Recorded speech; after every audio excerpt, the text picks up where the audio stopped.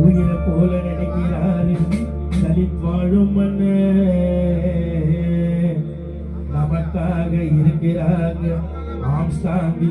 மணல் மேடு சங்கரே